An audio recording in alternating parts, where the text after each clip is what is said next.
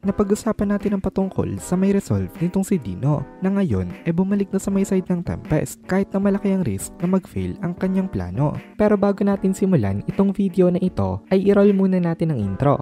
Hello everyone and welcome to my channel, ang inyong source ng Tagalog na Tansura Contents. Sa channel na ito ay pinag-uusapan natin ang mga nangyayari sa may Tansura Universe. So without further ado, let's get into the video.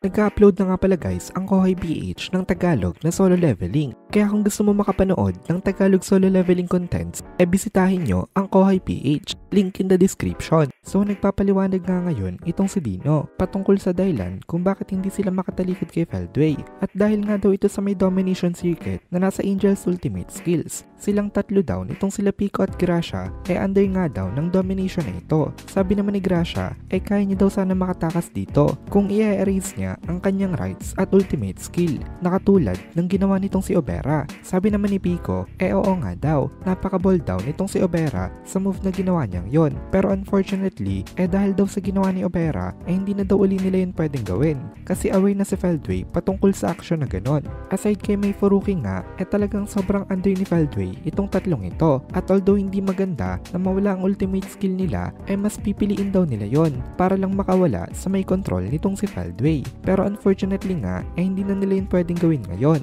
Kung hindi lang daw sana umaktong mag-isa itong si Obera sabay-sabay daw sana sila na nakapag-erase ng kanilang administrative authority at sabay-sabay daw sana sila nakalaya. Kaya ngayon wala na sila magagawa patungkol nga dito kung hindi ang sisihin si Obera dahil hindi ito nag-consult sa kanila bago ito mag-implement ng kanyang plano. Alam naman daw nila na meron din kanyang sariling pinagdadaanan itong si Obera na maaaring hindi na nga nito nagawang matiis for any time longer. Pero mali pa rin daw talaga na nauna itong umaksyon nang hindi man lang sa kanila nagsasabi. Pero since wala na nga daw point ang pagka-complain hinayaan na lang daw nila yon. Ang tanging way na lang daw nila ngayon para sila ay makatakas ang i-break ang control circuit. Kaya kung kaya daw nilang gawin yon mawawala daw ang kanilang problema. Kaya tinanong nitong si Dino itong mga naan dito kung meron daw ba sa kanila na kahit na sino na capable na makagawa nga nun. At kung meron daw meron pa daw silang isang bagay na dapat nilang i-consider at ito ang timing. Kasi maging itong si Dino kaya daw atang ma-remove ang domination circuit sa kanya sa pamamagitan ng kanyang isa pang ultimate skill. I-override niya ang authority nito gamit ang kanyang sariling power. Pero meron pa siyang isang iniisip dito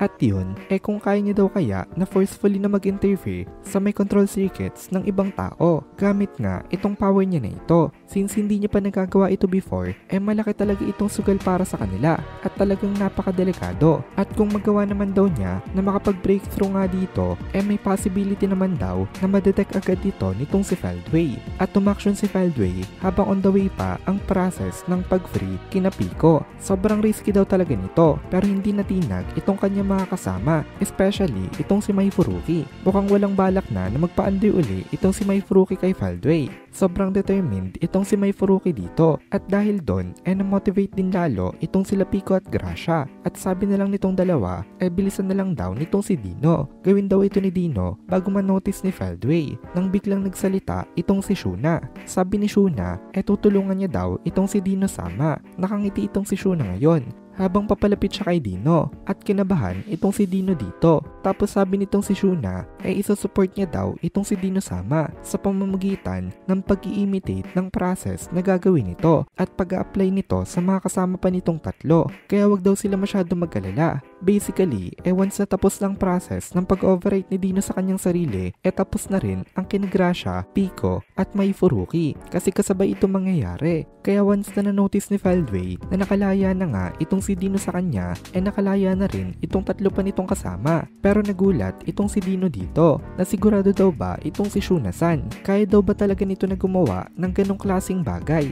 Talagang napaka-divine fit daw nun kung magagawa yon itong si Shuna-san. Kasi maging si Dino daw mismo hindi niya yun kayang gawin ng mag-isa niya lang. Kung si Dino talaga mag-isa, isa-isa ang mangyayari. Once na nakawala na siya, papakawalan niya naman itong si Pico, then si Gracia, then si Mai Furuki. At kung ganun nga daw, malaki talaga ang chance na makapag-interfere itong si Feldway kapag ganito ang setup na gagawin nila. Pero naisip talaga nitong si Dino na napaka-unthinkable naman daw nitong sinasabi ngayon itong si Shuna nang biglang pumasok sa may isip niya itong si Rimuru at napasabi na lang siya na actually possible daw pala yon. Kung nandito itong si Rimuru kayang-kaya daw ata ni Rimuru na gawin nga yun. And siguro daw capable rin itong si Shuna-san dahil connected naman ito sa may lord niya. At para mawala ang doubts nitong si Dino nagsalita uli itong si Shuna dito na sa tingin niya daw nakita na agad nitong si Rimuru-sama na maging kakampi uli itong si Dino-sama dito. Kaya daw siguro binigyan siya nito ng upgrade sa kanyang powers. Dito napanatag itong si Dino. Tapos nagsalita rin itong si Ramirez na naniniwala daw siya sa may capability nitong si Dino.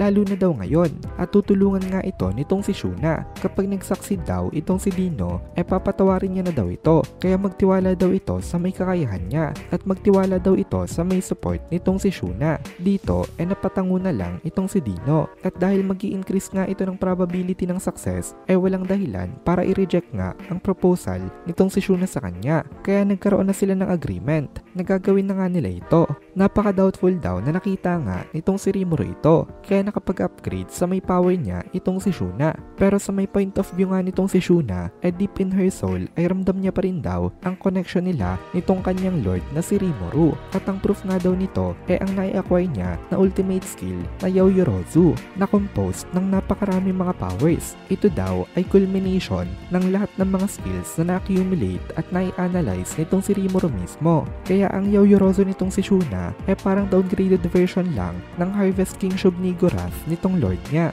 At dito na muna natin tatapusin itong video na ito. Kung nagugustuhan mo itong mga videos natin ay please consider joining the membership para mapanood mo na agad ang mga kasunod na part dahil palaging advance ang ating mga members. Also, ay please consider leaving a like at mag-comment ka na din para ma-boost naman tayo ng algorithm.